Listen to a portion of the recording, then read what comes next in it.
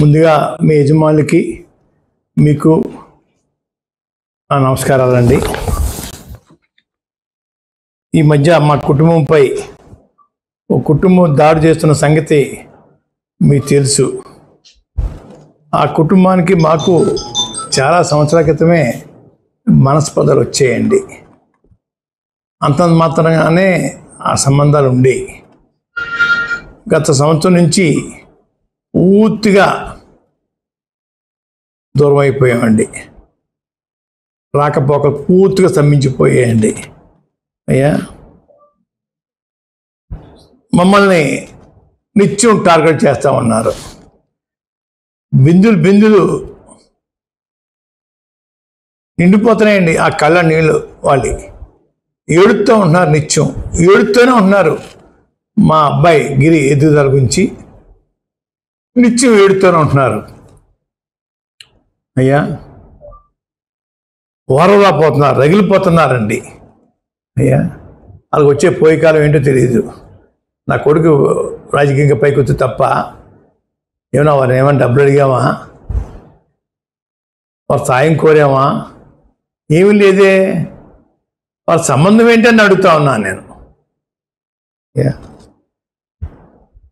నాకు క్యాన్సర్ వచ్చిందని నన్ను ఇంట్లో బంధించారని, నా చిన్న కొడుకు పట్టించుకోవట్లేదని, మా చిన్న కొడుకు మామయ్య గారు పట్టించుకోవట్లేదని చెప్పేసి తప్పుడు పేలాపన, తప్పుడు సమాచారం ప్రజలకు ఇస్తూ ఉన్నారు. అయ్యా, తప్పు తప్పు తప్పు. రోజు నా చిన్న కొడుకే నాకు సేవ చేస్తూ ఉన్నాడు. రోజు నా చిన్న కొడుకే నాకు సేవ చేస్తూ ఉన్నారు. కాళ్ళు కూడా నొక్కి రాత్రిని పడుకునే వరకు కూడా సేవ చేస్తూ ఉన్నారు. అయ్యా, మాకు నా కొడుక్కి నాకు మనస్పర్ధ పెంచి దూరం చేస్తే వాళ్ళ గర్భకు వస్తానమ్మని చెప్పి అనుకుంటున్నారండి. చస్తే ఈ జన్మ కదా ఎన్ని జన్మలు ఎత్తినా కూడా గుమ్మం ఎక్కను. ఆ గుమ్మం ఎక్కడం కోసం నాకు, నా కొడుక్కి, మా వియ్యంకుడు శివాజీ గారికి మనస్పర్ధ పెంచడానికి ప్రయత్నం చేస్తూ ఉన్నారు. అది ఆపండి, తప్పు. ఇటువంటి కుళ్ళు రాజకీయాలు, కుళ్ళు మనస్తత్వాలతోటి ఎంతకాలం జీవిస్తారని అడుగుతా ఉన్నా నేను. మీకు నాకు సంబంధం ఏంటి? సంవత్సరం కాలం నుంచి మీకు మాకు రాకపోకలు లేవే. ఎందుకు నా గురించి ఎడుతూ ఉన్నారు మీరు? బిందులు కళ్ళ నీళ్ళు గచ్చేస్తా ఉన్నారే.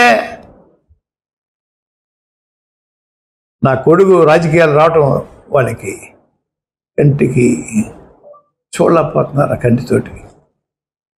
ఇంకో మాట చెప్తున్నాను, నా కొడుకే కాదు, నా మనవరాలను కూడా రాజకీయాలు దింపుతాను. మనవరాలు ముఖ్యమంత్రి స్థాయి తీసుకెళ్తాను. మనవరాల తర్వాత మనవరం కూడా రాజకీయాలు దింపుతాను.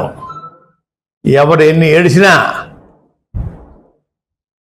ఈ కార్యక్రమం పూర్తి చేస్తాను. ఏడిసేవాడిని ఇంకా ఏడ్పించడం కోసం నా మనవరాలు రాజకీయాలు దింపుతాను. ముఖ్యమంత్రి స్థాయికి తీసుకెళ్తాను. మనవరాలని కూడా తీసుకెళ్తాను రాజకీయాల్లోకి. వదిలిపెట్టను. ఎవడో ఏడుతున్నారని చెప్పేసి వదిలేస్తాను రాజకీయాలు నేను. వీళ్ళకి నాకు సంబంధం ఏంటి? అయ్యా, గుర్తుపెట్టుకోండి, జాగ్రత్త. పిచ్చిగా వాక్కండి, పిచ్చిగా తప్పుడు సమాచారం ప్రజలకు ఇవ్వకండి. ఈ అమ్మాయి మాంగారికి క్యాన్సర్ వచ్చింది. 3 నెలలు నేను రాజమండ్రి హాస్పిటల్ రోజు వెళ్ళి వైద్యం చేయించాను. ఈ అమ్మాయి 3 వారానికి 10 రోజులు వచ్చి చూడడానికి హలో అంతే. వీళ్ళు సేవ చేశారట తల్లికి. నా కొడుకు 24 గంటలు నా సేవ చేస్తుంటే ఏడుస్తూ ఉన్నారు వీళ్ళు. వారం రోజులకు 1 గంట సేవ. నా కొడుకే కాదు, నా మనవరాలను కూడా రాజకీయాలు దింపుతాను. మనవరాలు ముఖ్యమంత్రి స్థాయి తీసుకెళ్తాను. మనవరాల తర్వాత మనవరం కూడా రాజకీయాలు దింపుతాను. ఎవరు ఎన్ని ఏడిసినా ఈ కార్యక్రమం పూర్తి చేస్తాను. ఏడిసేవాడిని ఇంకా ఏడిపించడం కోసం నా మనవరాలను రాజకీయాలు దింపుతాను, ముఖ్యమంత్రి స్థాయికి తీసుకెళ్తాను, మనవరాలని కూడా తీసుకెళ్తాను రాజకీయాల్లోకి, వదిలిపెట్టను. ఎవడో ఏడుతున్నారని చెప్పేసి వదిలేస్తాను రాజకీయాలు నేను. వీళ్ళకి నాకు సంబంధం ఏంటి? గుర్తుపెట్టుకోండి, జాగ్రత్త. పిచ్చి పిచ్చిగా వాక్కండి, పిచ్చి పిచ్చిగా తప్పుడు సమాచారం ప్రజలకు ఇవ్వకండి. ఈ అమ్మాయి మాంగారికి క్యాన్సర్ వచ్చింది.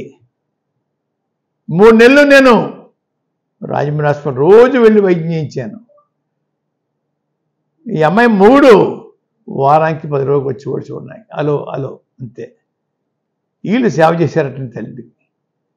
నా కొడుకు 24 గంటలు నా సేవ చేస్తుంటే ఏడుతూ ఉన్నారు వీళ్ళు. వారం రోజులకి 1 గంట సేవ చేసేవాడు కదా నా కొడుకు, వాళ్ళ కొడుకు. వీళ్ళు నా మీద పెద్ద ప్రేమ వలగబోసేస్తూ ఉన్నారు. పిచ్చివాళ్ళారా, అన్ని గుర్తున్నాయి అయ్యా. గతంలో సార్ మనస్పర్ధలు వచ్చాయి చెప్తున్నాను చూసారు మీకు. 7 సంవత్సరాల క్రితం నా భార్యకి క్యాన్సర్ వచ్చిందండి హైదరాబాద్లో. సర్జరీ చేయించానండి. 15 డేస్ హాస్పిటల్లో ఉన్నామండి. మళ్ళా 10 రూపాయలకి రండి కీమో చేయించానని చెప్పి డాక్టర్ సెన్సార్ గారు చెప్తే ఈ ఎదవలకి ఇంటికి వచ్చానండి. ఈ ఎదవలో 5 నిమిషాలు కూడా లోపల రావద్దన్నారు మమ్మల్ని. 5 నిమిషాలు కూడా మూడు పిల్లం మా ఇంటికి రావద్దు. ఇది వారి ఆదేశం అండి. వీళ్ళు మా మీద ప్రేమ చూపిస్తున్నారా?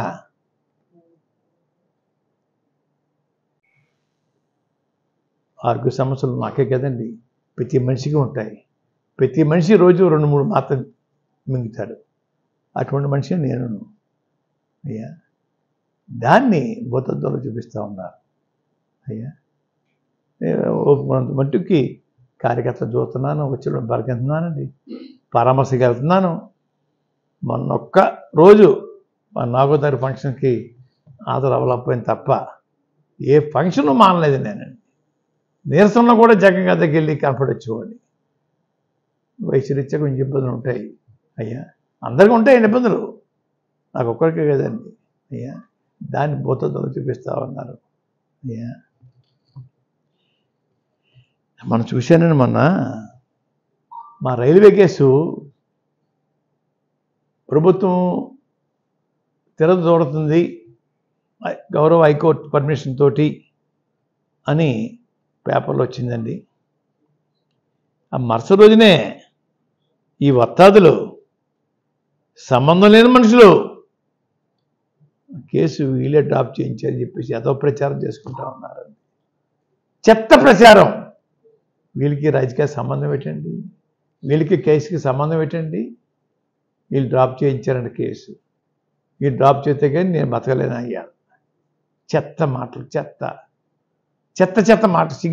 సిగ్గు లజ్జ అన్నీ వదిలేసేసి డ్రాప్ చేయించారండి. నేను ఒకటి అడుగుతున్నానండి వాళ్ళని, నిజంగా మీకు ఆ శక్తి ఉంటే సూపర్ 6 హామీలు, ఇతరితర హామీలు ముఖ్యమంత్రి గారు ఇచ్చారు. అలా కాపులు బీసీలో కలిపే జీవో ఒకటి అమలు చేయమని మీ దమ్ము ధైర్యం ఉంటే చేయించండి. అంతేగాని సొల్లు చెప్తే సొల్లు, ఎంత సొల్లు. మీరు డ్రాప్ చేయించారమ్మా కేసుని, మీరు డ్రాప్ చేస్తే మా దిక్కు లేదా? చెత్తాడి మాటలు ఆపండి, చెత్తాడి మాటలు ఆపండి. ఈ విషయం జగన్ గారికి, అదండి ముఖ్యమంత్రి చంద్రబాబు నాయుడు గారికి, లోకేష్ గారికి తెలిస్తే సిగ్గుపడతారండి. నేను సిగ్గుపడుతున్నాను. ప్రభుత్వంలో పెద్దలు చెప్పవలసిన మాటలు అనామకులు నోటంట మీకు కేసు డ్రాప్ చేయించేసామని మాట చాలా చాండాలంగా మాట్లాడడం అనేది ముఖ్యమంత్రి గారికి చింతనమే. విన్నా కూడా మేము చింతనగా ఫీల్ అవుతున్నాను. ముఖ్యమంత్రి గారి దీని మీద కొంచెం చర్య తీసుకోండి. చెత్తాడే మనుషులు ఇష్టం వచ్చినట్టు మాట్లాడుతూ ఉన్నారు. వారి సంబంధం ఏంటండి? ముఖ్యమంత్రి గారు మీ ఇష్టం ఉంటే కేసు పెడతారు, మానేస్తే ఇష్టంతో తీసేస్తారు. అది మీ నోటి రావాలి తప్ప లోకేష్ బాబు నోటి రావాలి. లోకేష్ బాబు గారు నోటంట. అంతేకి ఈ చెత్తడిగాళ్ళు నోటంట రావటం అనేది చాలా సిగ్గుచేటు. ముఖ్యమంత్రి గారు దీని మీద కొంచెం దయచేసి దృష్టి పెట్టండి. వీళ్ళు ఎవరు, వీళ్ళ సంబంధం ఏంటి, దృష్టి పెట్టమని కోరుకుంటా ఉన్నాను.